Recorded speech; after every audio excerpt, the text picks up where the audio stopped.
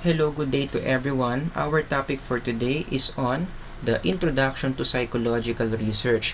Kung matatandaan ninyo, last time na nagkita-kita tayo, inintroduce ko na sa inyo yung subject. For today, ang gagawin natin, I am going to a little bit re-emphasize yung ibang mga pinag-usapan natin about the subject, and at the same time, I am going to add some more details that I think is very important for you to know. So, balik tayo ulit dun sa basic na tanong, what is this subject all about? The first time we met, sinabi ko that this subject is all about research. Okay? So, gagawa tayo ng research in this subject. In fact, I remember the first time we met in the live session, sinabi ko na doon na yung final project nyo is you are going to do a psychological research. Just some etymology, saan ba nanggaling yung salitang research? Nanggaling yan sa ganyang salita na hindi ko alam kung paano bigkasin ng tama. But basically, what do you mean when you do research? Dalawang words yan, go and seek. Let me repeat, go and seek. So kapag ikaw magre-research ka, dalawa ang gagawin mo. You are going to go. Where are you going to go? Pupunta ka sa field kung saan nandoon ang data, and seek. Seek what? You are going to seek for answers. Okay? So basically, ang ginagawa natin sa research is we try to come up with an answer.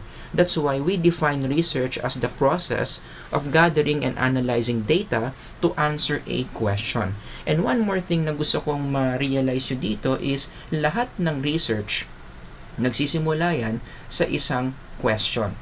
Walang research kung walang question.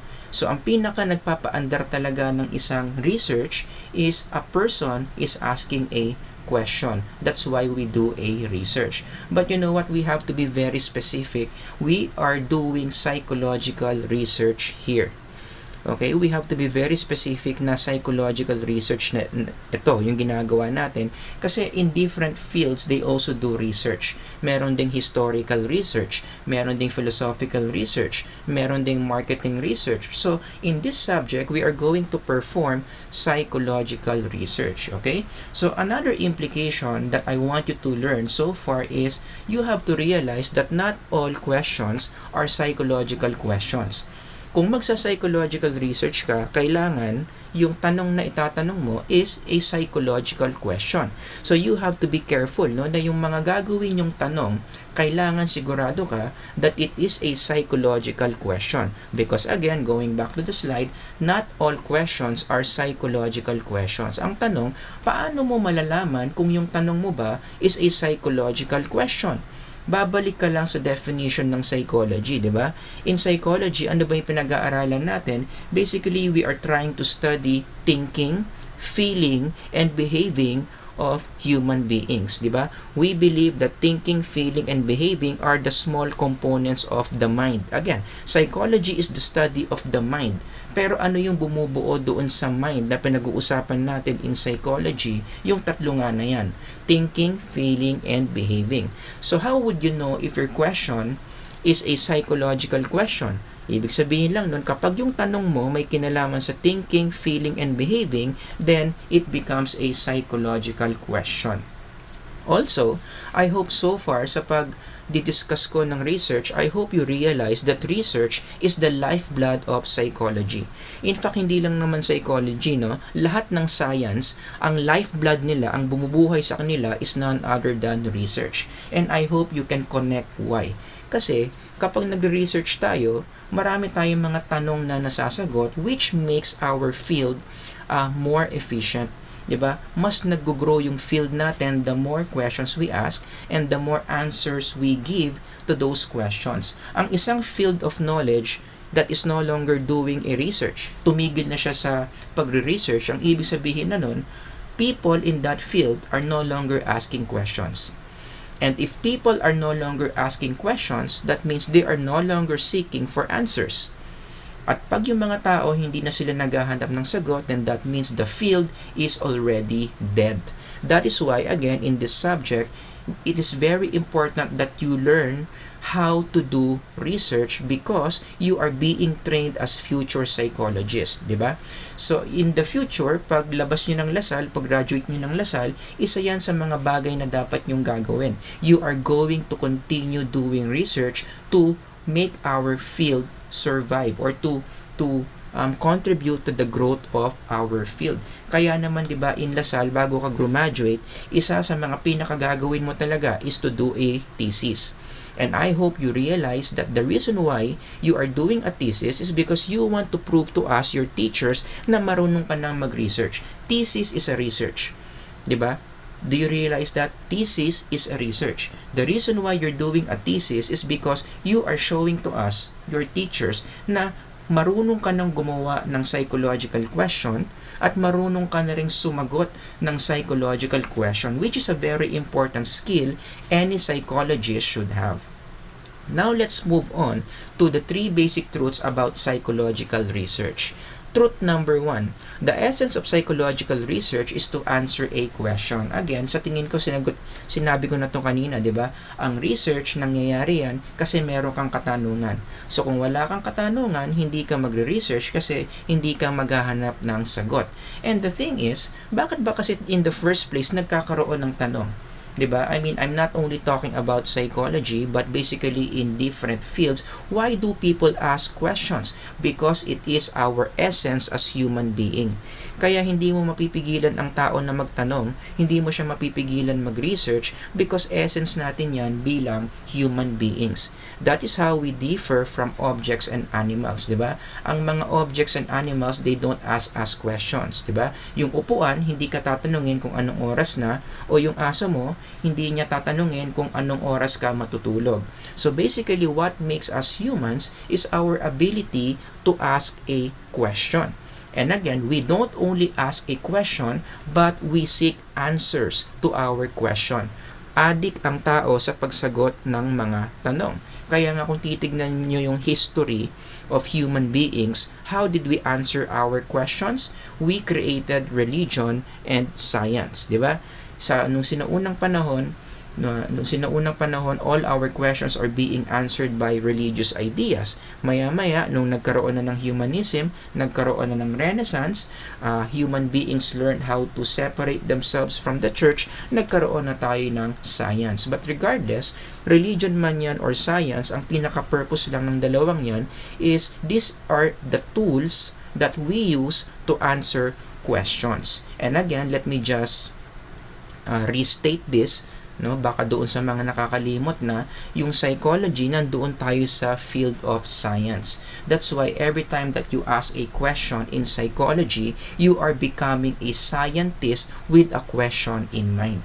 So one implication that I want you to learn so far in our lesson is, since science or since research is all about asking questions, kinakailangan as we go along this subject, makaisip din kayo ng mga questions about the human mind, also known as psychological questions. So habang nagtutuloy-tuloy tayo sa psychological research, gusto ko nag-iipon kayo ng mga psychological questions. Basta meron kayo naisip na psychological question, ipunin nyo lang yan, ilagay nyo sa isang notebook.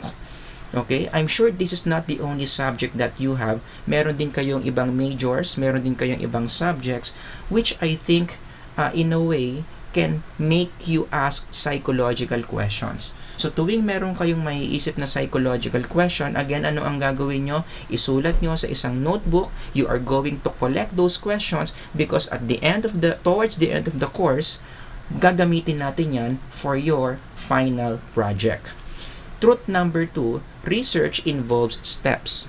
So, ang pagre-research, hindi lang yan isang step lang, punta ka lang sa field, uwi ka na, tapos na yung research mo. As you can see on the screen, we follow specific steps. 'Di ba? In a more technical term, ito yung tinatawag nating scientific method. We answer questions using step-by-step process. Again, I would like you to realize 2 things about this. Number 1, dahil sumusunod tayo sa mga steps in answering our psychological questions, I hope you realize that psychology is not just common sense. Kasi marami mga tao iniisip, tayong mga psychologists daw, hindi naman daw mahirap yung field natin, no? Yung karamihan daw ng mga tanong natin about the human mind, kayang sagutin ng common sense. Halimbawa, bakit umiiyak yung tao? Kasi malungkot. O kaya, bakit nanapak yung lalaki? Kasi galit siya. We are not like that. We don't answer questions in psychology using our common sense. 'Di ba? In psychology, ang ginagawa natin in answering our questions is we do research.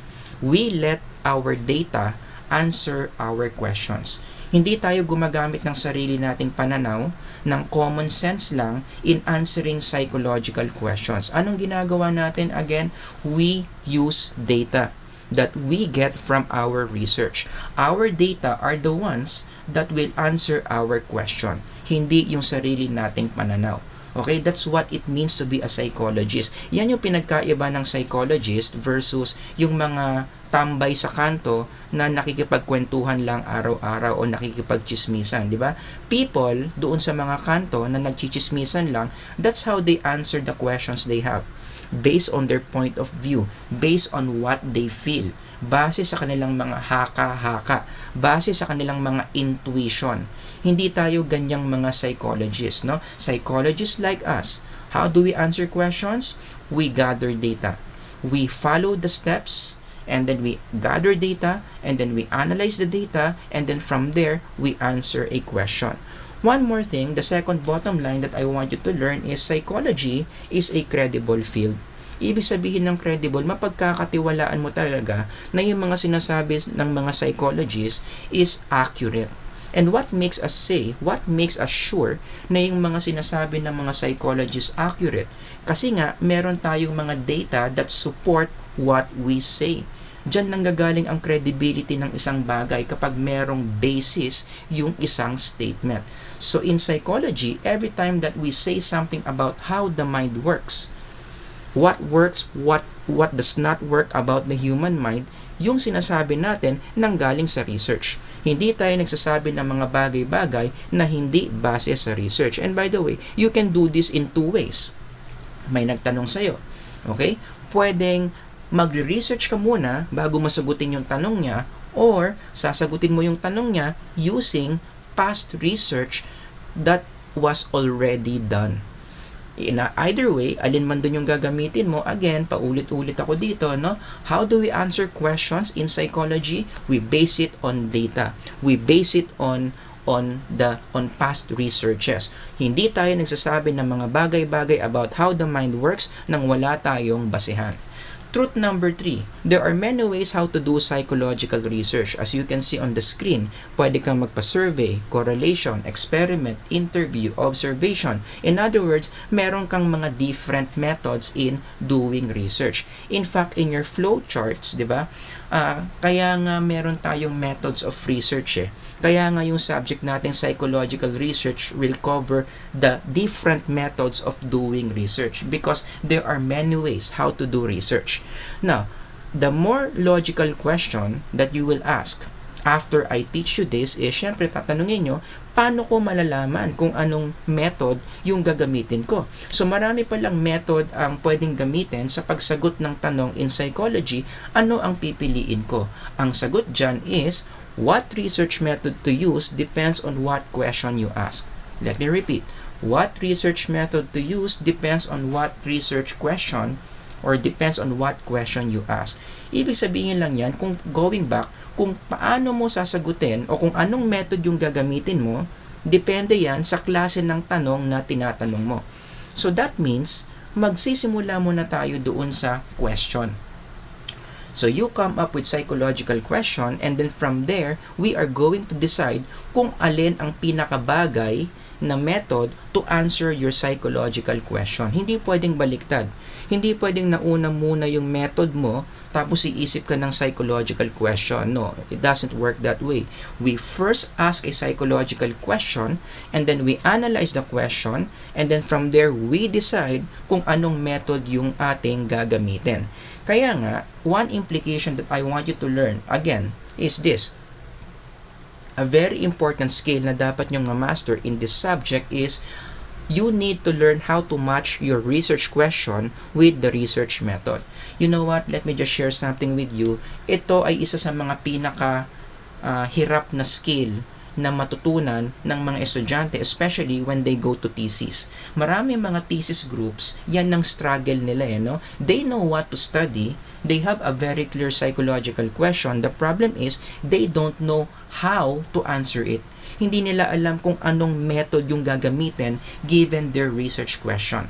And I don't want you to be in that position. Kaya dito pa lang sa Psychological Research 1, tuturuan ko na kayo kung paano nyo imamatch yung method nyo depende doon sa research question nyo. So that is one skill that I am really targeting that you will develop in this subject. So as we end this lesson, ito yung mga pinaka-importanteng points that I want you to remember. Number 1, again, psychological research starts with the psychological question. So make sure along the way, marunong kayong gumawa ng psychological question. Sana maka-differentiate kayo ng kung ano ang psychological question sa hindi psychological question. As psych majors, you need to master, you need to really differentiate, or you need to identify what makes a question a psychological question. Number 2, there are many ways how to do psychological research. Tulad ng sinabi ko kanina, dadaanan natin yun isa-isa in this subject. And last one, number 3, Psychological Research 1 is all about matching your psychological question with the method of research. Kinakailangan tugma yung what mo doon sa how. After you identify what question you would like to answer, kailangan marunong kang mag-decide how you are going to answer that question that you are asking. Thank you for listening. I will see you in the next lecture video.